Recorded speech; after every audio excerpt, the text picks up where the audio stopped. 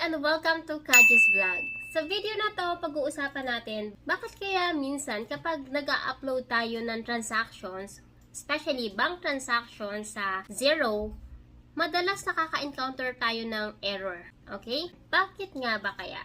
So, interested ka bang malaman yung mga possible error na nagagawa mo kapag nag-i-import ka ng bank transaction? Please keep on watching until the end. Do not skip para wala kang mamiss na tips and tricks na share ko throughout the video. So without further ado, let's get started!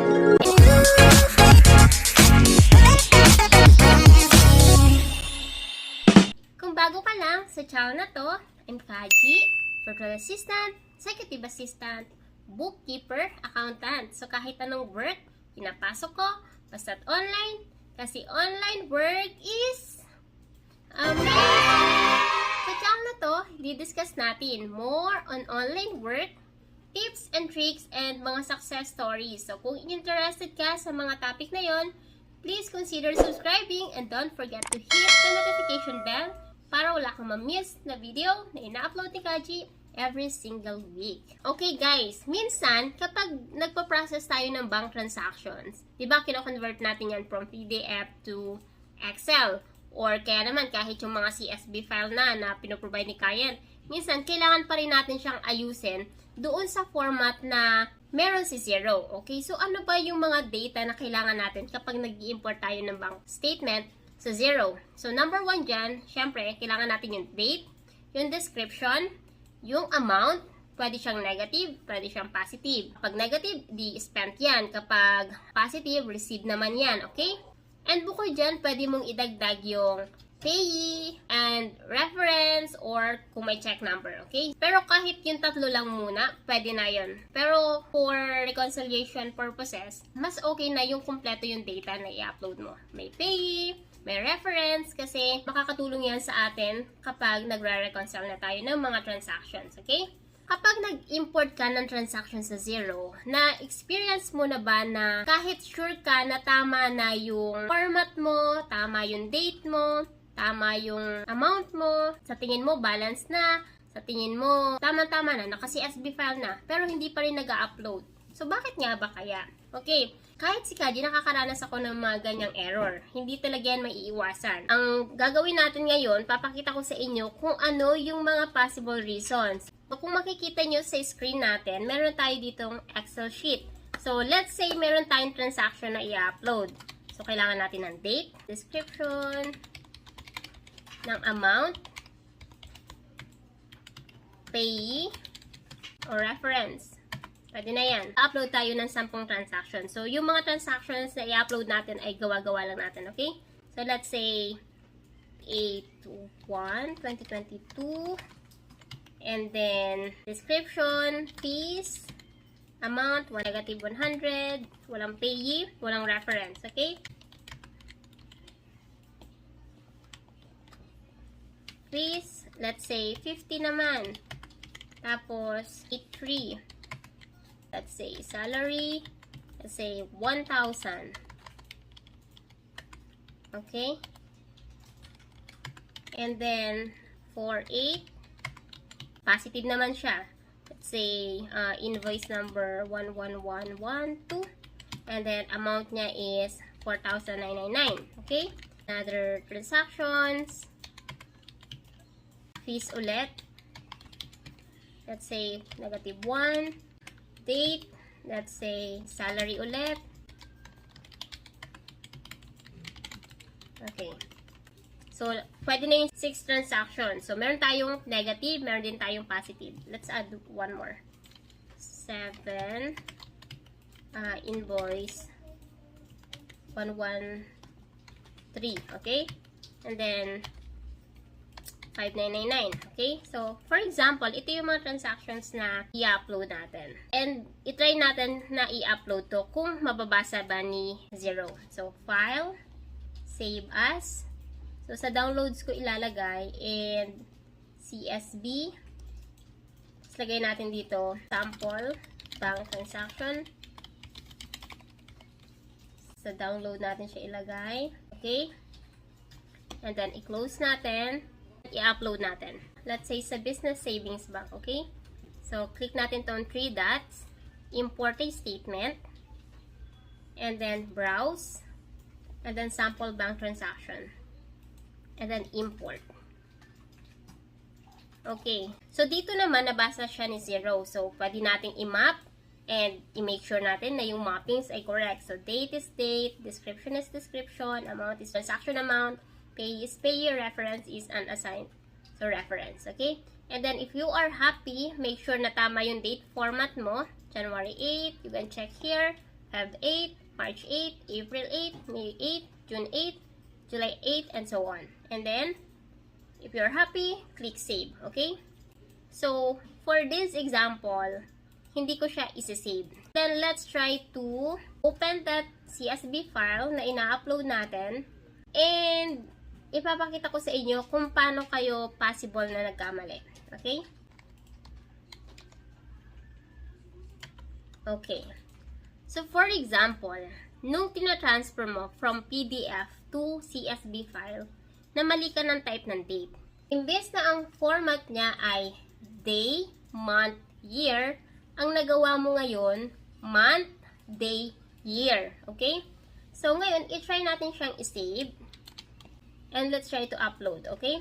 Browse, same file, open, import.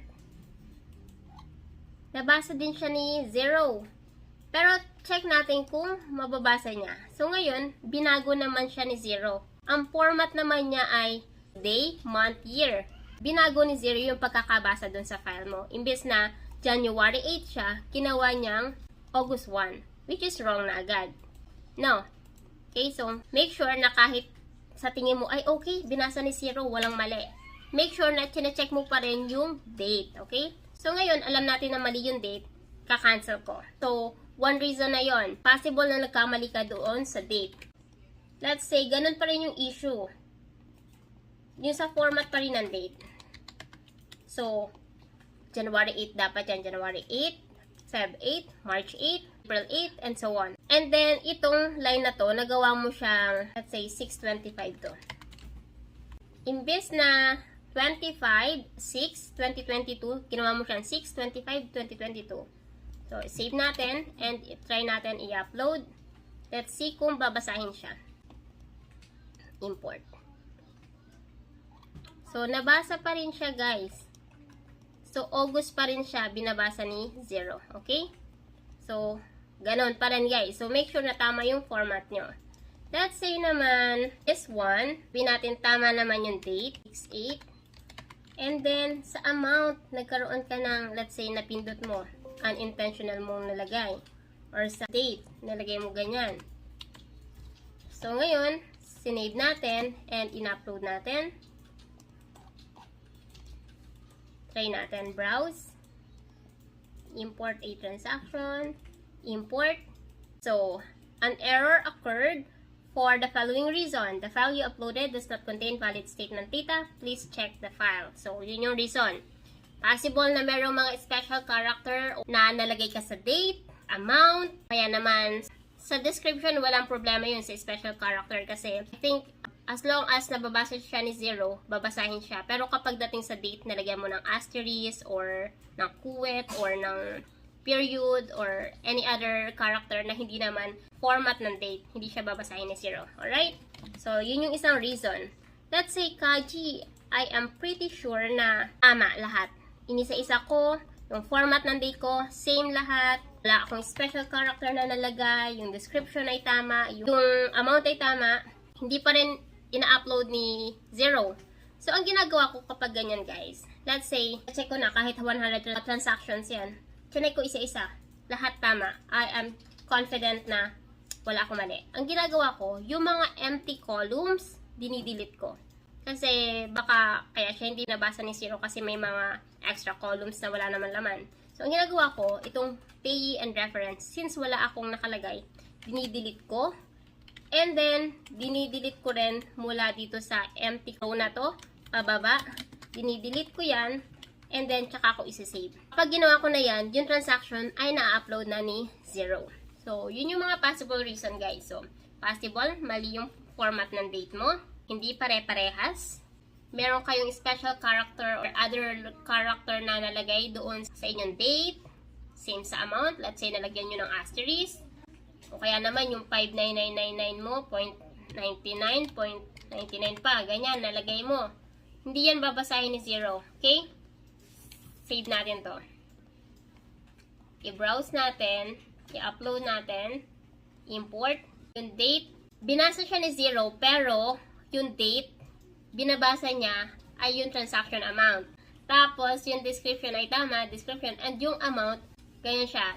This column does not contain valid values for transaction date. So, let's say, ito ang transaction date, ito ang amount, this column does not contain valid values for transaction amount. Kasi nga, meron tayong error or nalagyan natin ng extra period yung ating amounts. Yun yung mga possible reason guys kung bakit minsan nahihirapan tayo mag-upload ng bank transaction sa 0. So, hindi si 0 yung may problema. Sometimes yung file na ina-upload natin. So, make sure na i-double check natin. And if ever na maka-experience kayo ng mga gantong error, normal lang yan. Part yun ng process natin. And make sure lang na i-review mo ulit yung file mo. Make sure na wala kang nagagawang mali. And mag-delete ka ng extra column or rows kasi minsan nag-work talaga siya. Kahit na sobrang onti lang ng transaction mo, let's say 3 lang, tapos in-upload mo, hindi siya mabasa. Check mo naman yung date, okay naman. Amount, okay naman. Yung description, okay naman. Payee, okay. Same sa reference. Pero ayaw pa rin. So, ang ginagawa ko, delete ko yung extra column para lang ma-clear siya. Delete ko yung extra row, and then, nag-work naman siya. So, yun yung mga possible reason na na-encounter natin and kung paano sila i-solve. So, sana marami kayong natutunan sa video na to. And if you want to know more tutorial like this, just let me know sa comment section and I'll do a video for you. I'll see you on my next video. Bye!